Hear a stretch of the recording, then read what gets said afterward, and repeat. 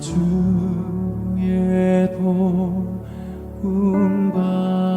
받고자 주 예수님께 빕니다.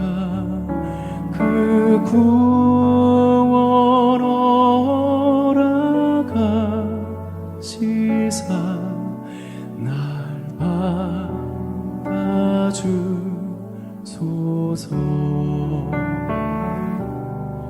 큰 죄에 빠져 영죽을 날 위해 피 흘렸으니 주 형상대로 빚으사 날 받아주소서.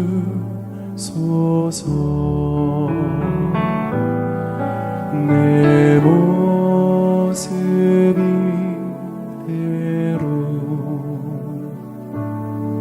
주 받아주소서.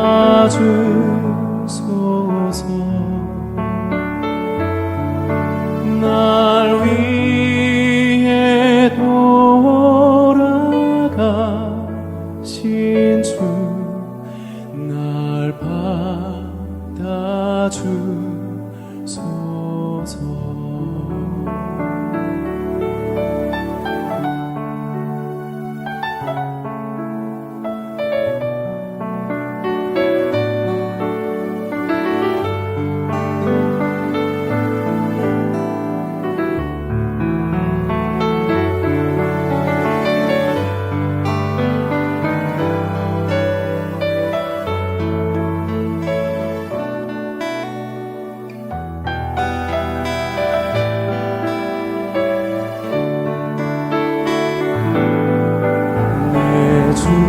주님 서신 나라에 나 꿇어 엎드렸으니 그 크신 역사 이루게 날 받아주소서.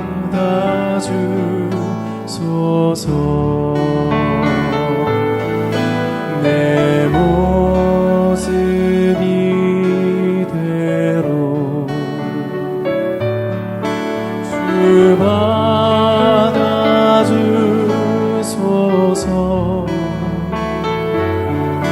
날 위해 돌아가신 주 날 받아주소서. 내 모습 이대로 내 모습 이대로 주 받아주소서.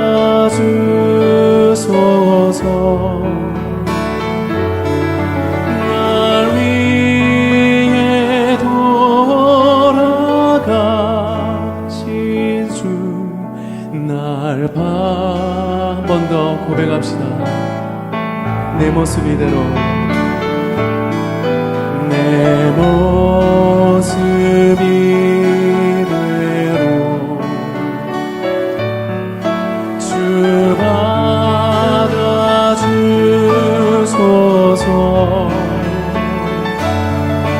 날 위해 돌아가신 주 날 받아주소서.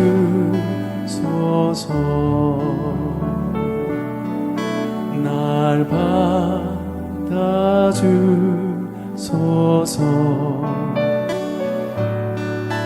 날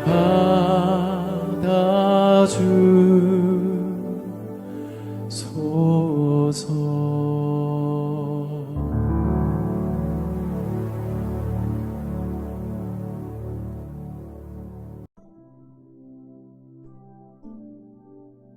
여호와 우리 주여, 주의 이름이 온 땅에 어찌 그리 아름다운지요.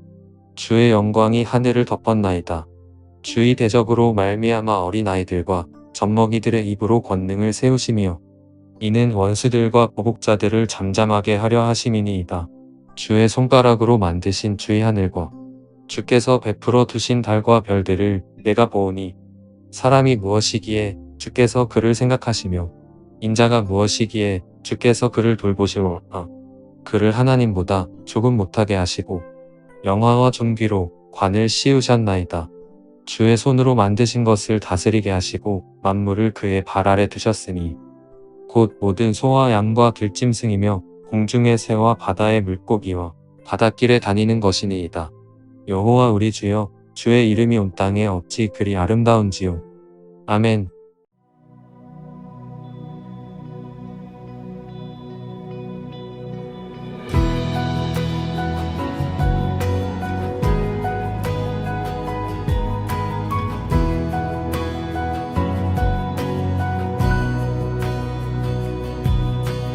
어느 누가 스스로 구원하리요.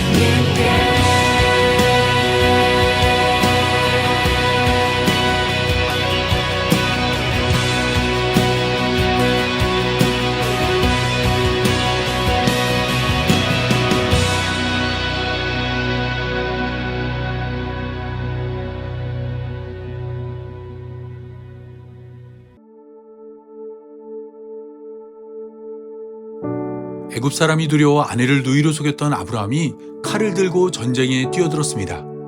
아브라함이 싸워야 할 자들은 동쪽 나라의 연합군입니다. 이들은 이미 가나안의 6족속을 무너뜨렸고 가나안의 4나라를 함락시켰습니다. 동쪽에서 가나안으로 넘어온 아브라함은 그들의 강함을 잘 알고 있었습니다. 하지만 그럼에도 불구하고 아브라함은 그들과 싸우기 위해 군대를 소집했습니다. 아내를 누이로 속였던 겁쟁이 아브라함이 갑자기 용감한 자가 되었습니다. 도대체 아브라함에게 어떤 일이 일어났던 것일까요? 지난 시간 살펴본 창세기 13장을 보면 아브라함은 그의 조카 롯과 헤어지는 것을 선택했습니다. 이때 아브라함의 조카 롯이 선택한 곳은 소돔입니다. 소돔은 여호와 앞에 큰 죄인이었으나 롯은 그곳을 여호와의 동산 같다 생각했습니다. 소알까지 물이 넉넉하여 소돔은 살기 좋은 땅이라 생각한 것입니다. 오늘 본문인 창세기 14장은 롯이 떠난 소돔을 배경으로 펼쳐집니다. 아브라함의 품을 떠나 악한 자들의 품에 안긴 롯이 어떤 결말을 맞이했는지 보여주는 것이죠. 롯의 결말은 동방의 4나라와 가나안의 5나라를 소개하며 시작됩니다. 동방의 나라는 아므라벨이 다스리는 시날과 아리옥이 다스리는 엘라살과 그돌라오멜이 다스리는 엘람과 디달이 다스리는 고임입니다. 이곳은 아브라함이 떠나온 우르와 인접한 국가들로 메소포타미아 문명과 깊은 관계를 맺고 있습니다. 가나안의 5나라는 베라가 다스리는 소돔과 비르사가 다스리는 고모라와 시납이 다스리는 아드마와 세메벨이 다스리는 스보임과 벨라가 다스리는 소알입니다. 이들은 롯이 떠난 소돔과 인접한 국가들로 가나안의 남부 도시들로 이해됩니다. 창세기 14장 4절에 의하면 가나안의 5나라는 12년 동안 엘람왕 그돌라오멜을 섬겼습니다. 하지만 13년이 되는 해에 그들은 그돌라오멜을 배신했습니다.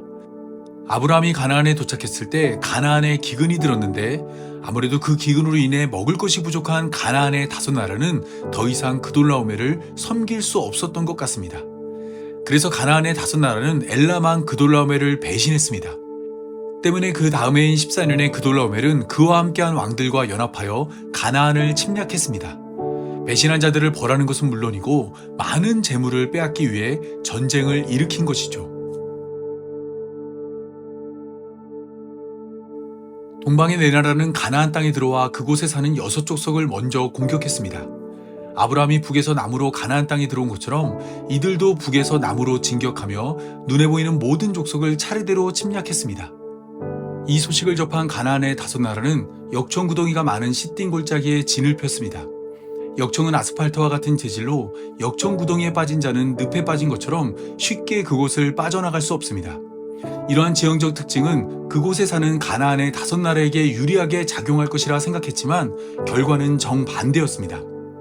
막상 전쟁이 시작되자 역청구덩이는 오히려 그들의 발목을 잡았습니다. 소돔 왕과 고모라 왕이 달아나다 역청구덩이에 빠진 것입니다. 전쟁에 패배한 가나안의 5나라는 동방의 4나라에게 모든 재물과 양식을 빼앗겼습니다. 뿐만 아니라 많은 사람들이 포로로 잡혀갔는데 그들 중에는 아브라함의 조카 롯도 있었습니다. 더 나은 삶을 살기 위해 소돔을 택했으나 그는 아브라함과 함께할 때 모은 모든 재산을 잃었고 포로가 되어 소돔 땅을 떠나야 했습니다. 악한 자들이 모여 사는 소돔을 여호와의 동산 같다 여긴 선택으로 모든 재산을 잃고 종의 신분이 된 것입니다. 그런데 동방나라가 침략해 가나안의 백성들을 포로로 삼고 그의 재물을 뺏어간 일은 이때만이 아닙니다. 솔로몬 이후 2개로 나누어진 이스라엘은 각각 동방의 아수르와 바벨론에 패배하여 포로가 되었고 그들의 재물도 모두 빼앗겼습니다. 롯에게 일어났던 일이 분열된 이스라엘에게도 일어난 것입니다. 바벨론의 포로가 된 이스라엘은 힘겨운 삶을 살았습니다. 그런데 이때 그들이 기대하지 못한 일이 일어났습니다. 바벨론을 점령한 페르시아의 고레스가 이스라엘 백성들을 예루살렘으로 돌려보낸 것입니다.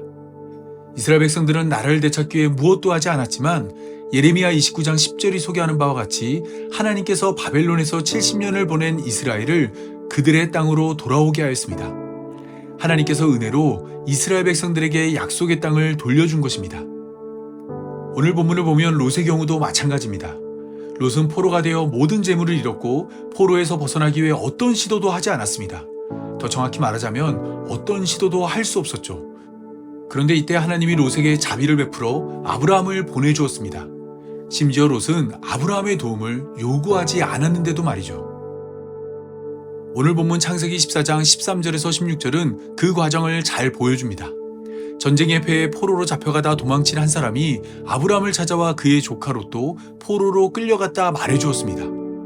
이 소식을 접한 아브라함은 그의 동맹들과 318명의 군사를 이끌고 롯을 구출하기 위해 전쟁에 참여했습니다.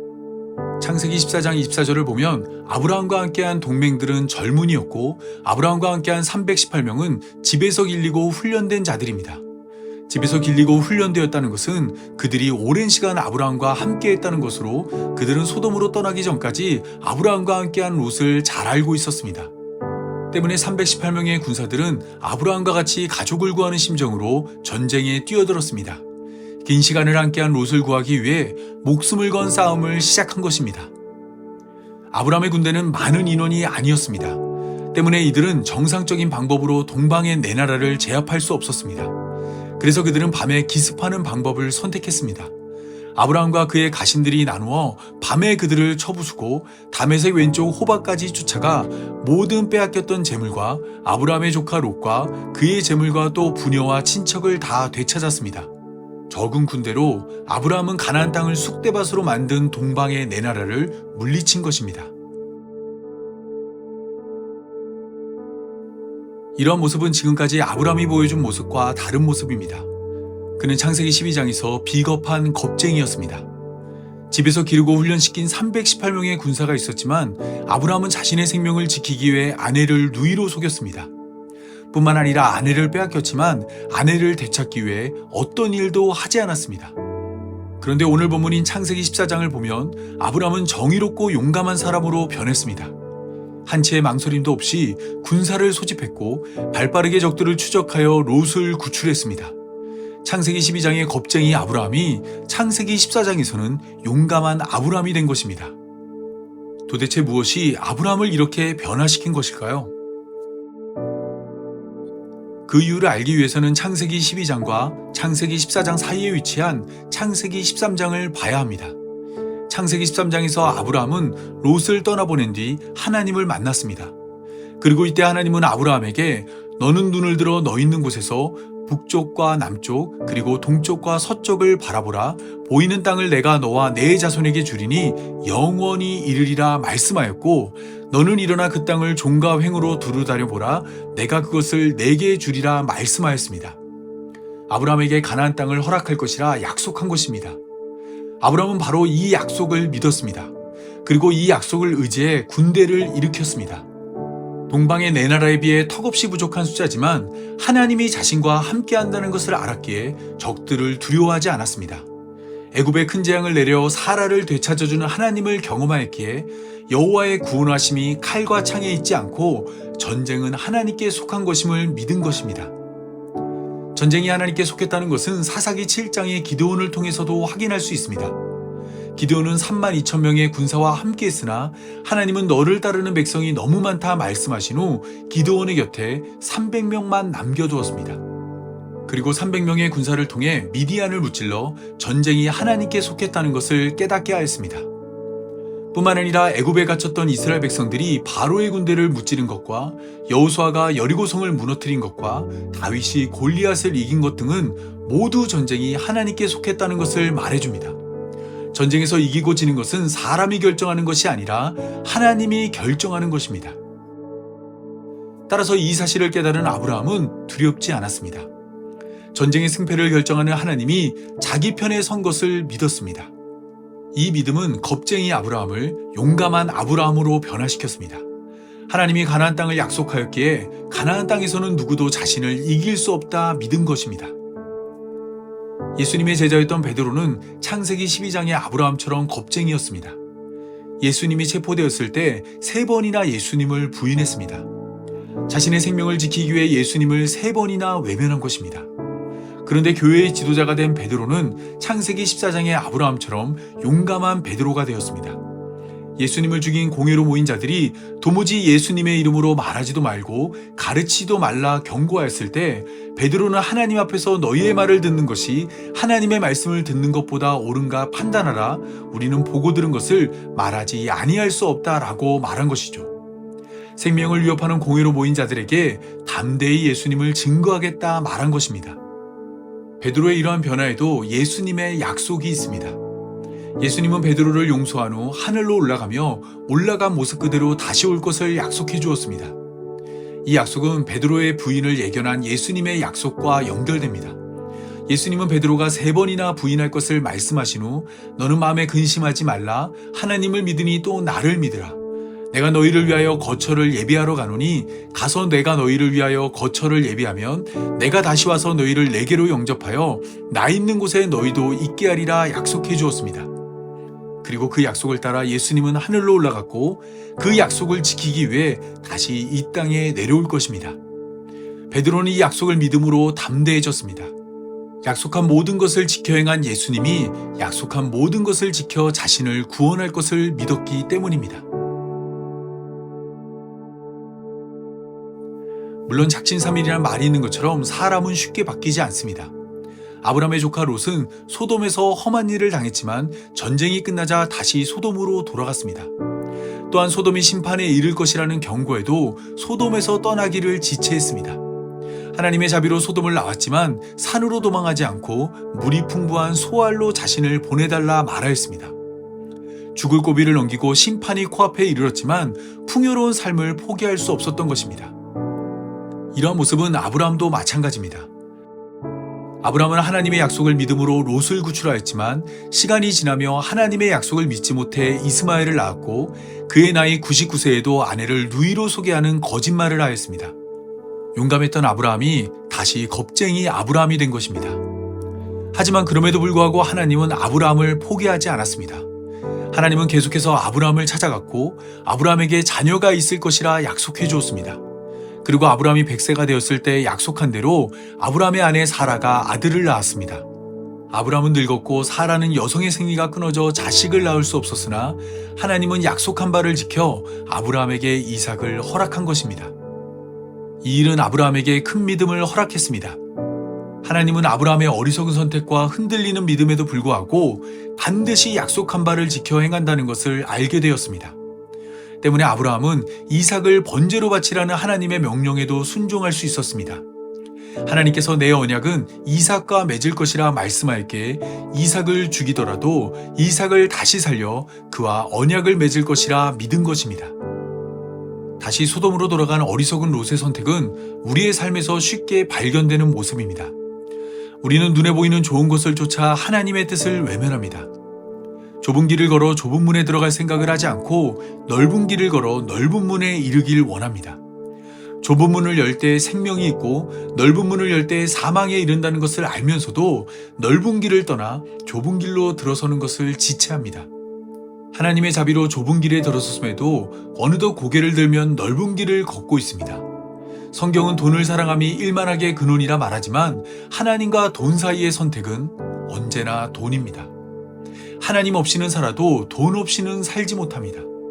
하나님의 인정보다 세상의 인정을 원하고 하나님과 함께하기보다 이웃들과 함께하길 원합니다. 하나님과 세상 사이에 발가락 하나만 하나님께 걸친 채로 세상 가운데 구별된 성도가 아닌 세상과 하나 된 성도로 살아갑니다. 이런 우리를 보고 계신 하나님의 마음은 어떨까요? 누구보다 우리를 잘 알고 계신 하나님이 지금 우리를 어떻게 바라보고 있을까요? 우리라면 우리와 같은 자를 사랑할 수 있을까요? 솔직히 저는 저와 같은 자를 사랑할 자신이 없습니다. 하지만 오늘 본문을 보면 아브라함은 더 나은 삶을 위해 자신을 떠난 롯을 위해 목숨을 건 전쟁을 치렀습니다. 목숨을 건진 롯이 악한 자들로 가득한 소돔으로 돌아갔지만 아브라함은 계속해서 롯을 위해 기도했습니다. 이런 아브라함의 모습은 성경이 약속한 예수님의 모습과 같습니다. 하나님은 선악과를 먹은 아담과 하와에게 뱀의 머리를 상하게 할 여자의 후손을 약속해 주었습니다. 그리고 그 약속을 지켜 우리에게 예수님을 보내주었습니다. 이 땅에 오신 예수님은 하나님이 약속한 모든 것을 성취하기 위해 십자가에 오르셨고 다 이뤘다는 말과 함께 우리의 구원을 완성하였습니다. 하나님께서 약속한 것을 지키기 위해 자신의 목숨을 십자가에 던진 것입니다. 따라서 이 사실을 알게 된 우리는 아브라함이 아들을 얻음으로 큰 믿음을 얻은 것처럼 예수 그리스도를 얻음으로 큰 믿음을 가져야 합니다. 예수님을 약속한 하나님이 예수님을 보내준 것처럼 하늘로 올라간 예수님이 다시 한번 우리에게 올 것을 믿어야 합니다. 이 사실을 믿지 못한 자들은 기름 없는 등을 들고 신랑을 기다리는 자로 결코 하나님 나라에 들어갈 수 없습니다. 주여 주여 우리에게 열어주소서를 외칠지라도 굳게 닫힌 문은 절대 열리지 않습니다. 오직 믿음으로 기름을 담아 신랑을 기다린 자만 하나님 나라에 들어갈 수 있습니다. 하나님의 약속을 믿는 믿음은 교회로 부름받은 성도의 삶을 달라지게 합니다. 겁쟁이 아브라함이 용감한 아브라함이 되고 겁쟁이 베드로가 용감한 베드로가 된 것은 다 믿음 때문입니다. 하지만 최근 우리 주변을 둘러보면 예수님의 다시 오심을 믿음으로 기다리는 성도를 찾기가 어렵습니다. 많은 사람들이 하나님을 믿는다 말하면서 다시 오실 예수님을 믿지는 않습니다. 그런데 예수님은 마치 이러한 우리의 교회를 미리 보신 것처럼 누가복음에서 우리에게 이렇게 말씀하고 계십니다. 노아 때에 된 것과 같이 인자의 때에도 그러하리라.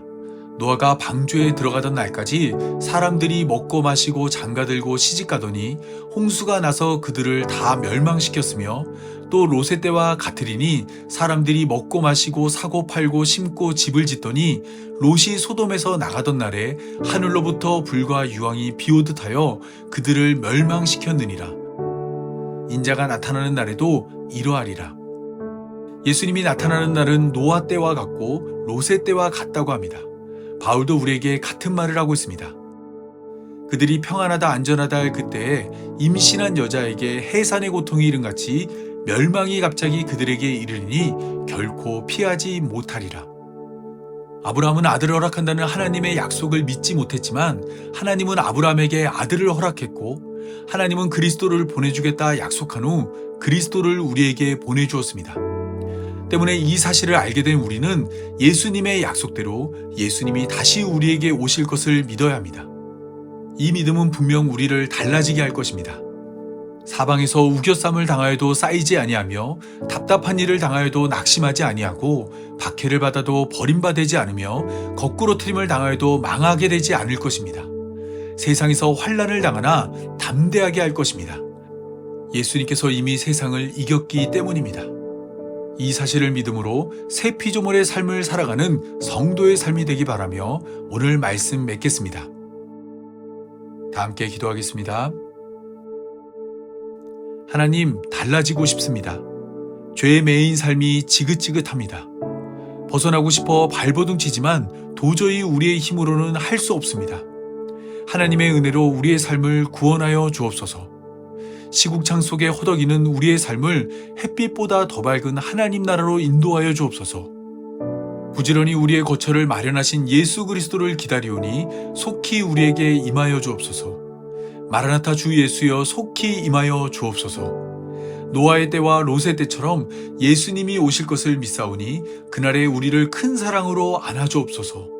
우리의 모든 눈물을 닦아주옵고 큰 위로로 우리를 품어주옵소서. 오직 예수님만 우리의 소망이고 예수님만 우리의 구원입니다. 예수 그리스도의 보혈로 우리의 허다한 죄를 덮어 구원하여 주옵소서. 이 모든 말씀 목숨 걸고 약속한 것을 지켜 행하는 우리 구주 예수님의 이름으로 기도합니다. 아멘. 주 달려 죽은 십자가